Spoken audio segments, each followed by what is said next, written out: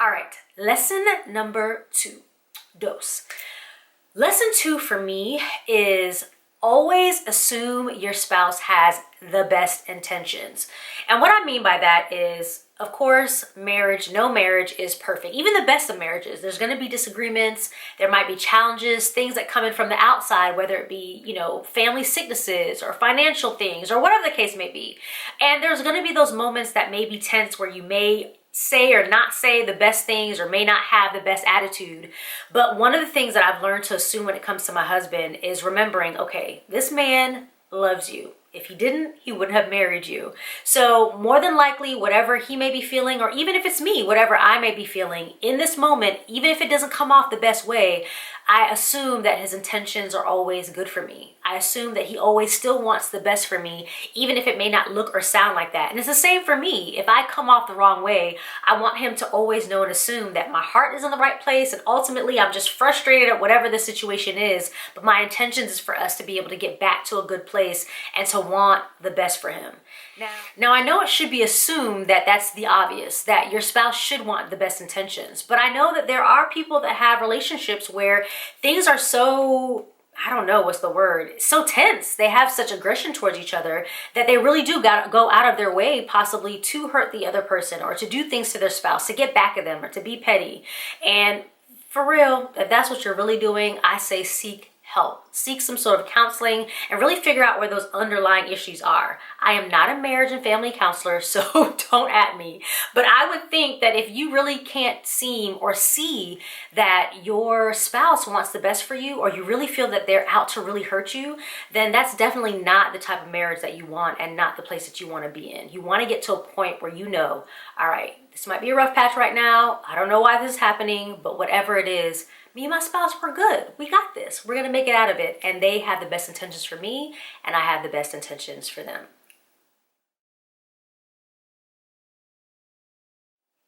And finally, the third lesson, which is last but definitely not least, that I believe is something that's really important, is let your spouse shine where they shine.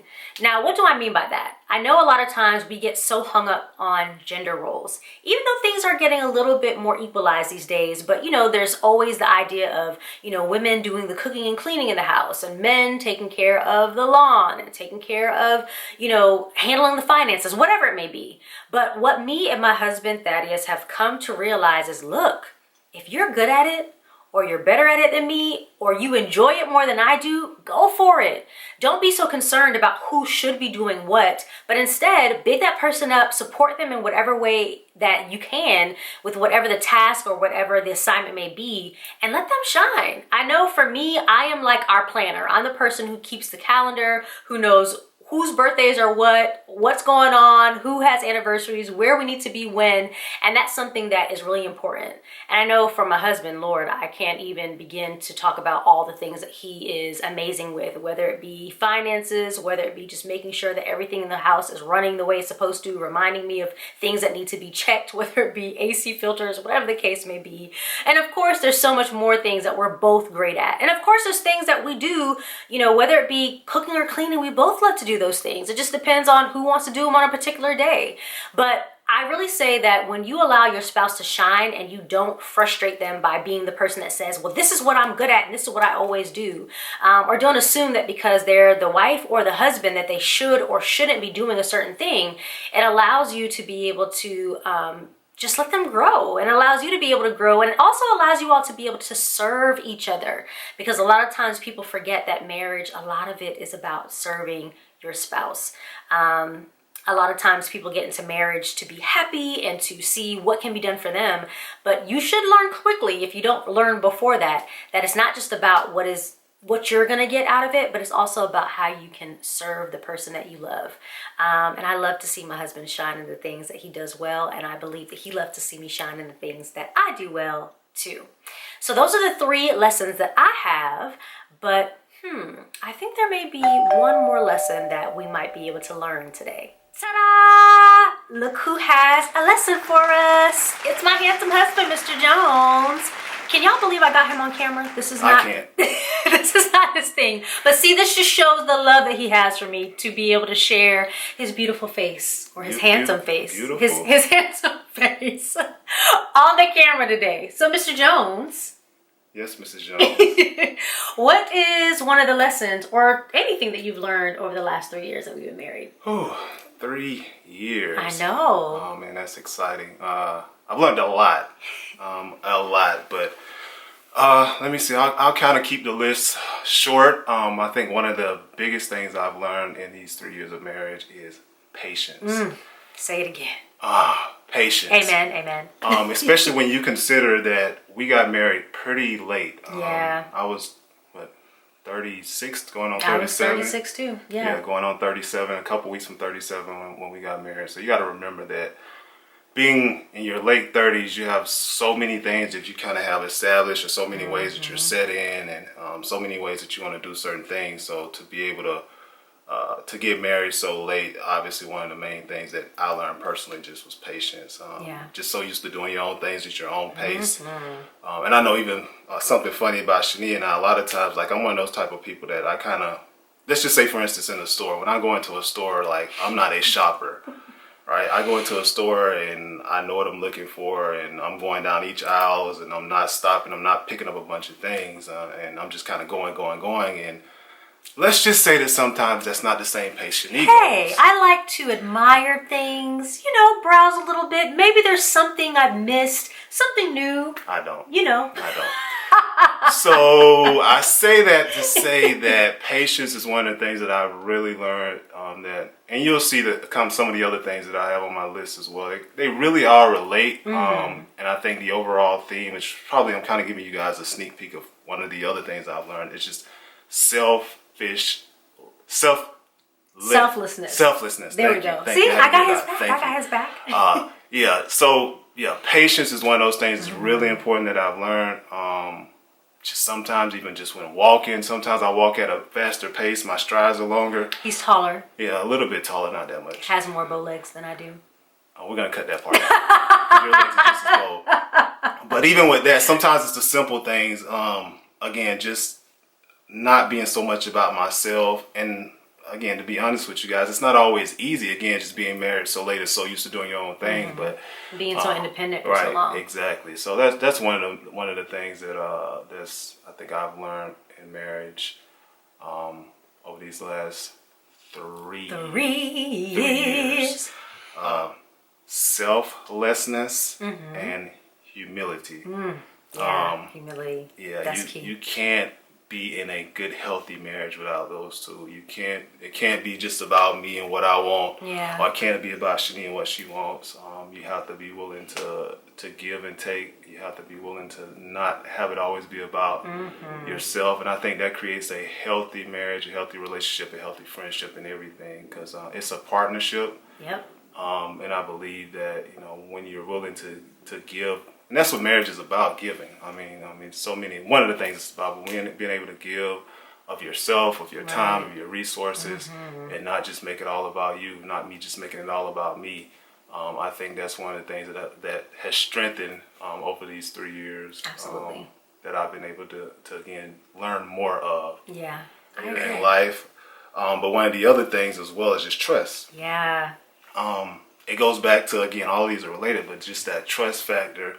Being able to trust somebody fully, right? You got to remember, like, when you're married, like, you're literally sleeping in the same bed as this person. You're going to sleep with them. So that is a lot of trust. That's a ton of trust. Like, when you're I got to trust that he's not going to do something while I'm sleeping in the same bed. And you're cooking for each other, right? You just, it's so much trust in it. And when you think about it, it's like, man, like, that is a lot of trust. Yeah, really vulnerable. Very vulnerable. So it's increased my trust factor in Shani, in my relationship with her. And I think that also bleeds over into other areas of life as well. Yeah. And I think marriage is a foundation that we have, but I think it also transcends the other parts of life, whether it's the trust, humility, and all these other things that you learn in marriage. I think it's important and key that we learn those things in our relationship, but also they bleed over into other areas of life. So absolutely, I think those are some of the things, and the list can go on and on and on, but those are really some of the things that I've really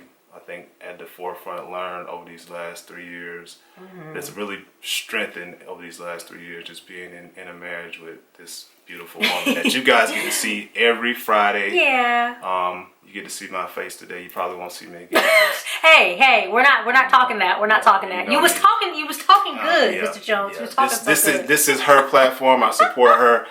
I'm not a speak now type of person, but I enjoy supporting her, and she asked me to do this. So, and I'm so glad that he did, and I know that you all are going to enjoy it, because even though he's not a speaks now like I am, obviously you can hear that he has so much amazing wisdom to share. And for those that know us closely and more intimately, our friends get an opportunity to hear him share more on a regular basis. So thank you, Mr. Jones. And I look forward to learning more and strengthening not only these areas that Shani has talked about, I've talked about, but other areas as well that we may not have highlighted, because marriage is definitely a journey. We're learning every day. By no means do we have it figured out. We're not perfect, but we're excited about, the journey ahead, where we've come so far and where we're going. So I'm excited about it. I'm excited to be able to run this journey with Shani, and look forward to what's ahead. So absolutely. Thank you for allowing me to participate today. Thank you for being here.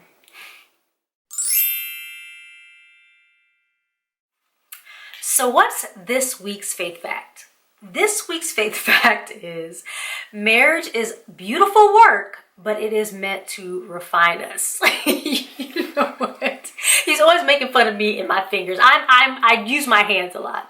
But seriously, marriage it's beautiful. It's a beautiful thing, but we can both agree that it's work. You're bringing two lives together, but I actually was reading a devotional this week that talked about the fact that marriage can refine you, and that God places spouses in your lives literally to do more work on you, to help you kind of see the things about yourself that maybe aren't so great. I think I read that same devotional. You did, because we read it together.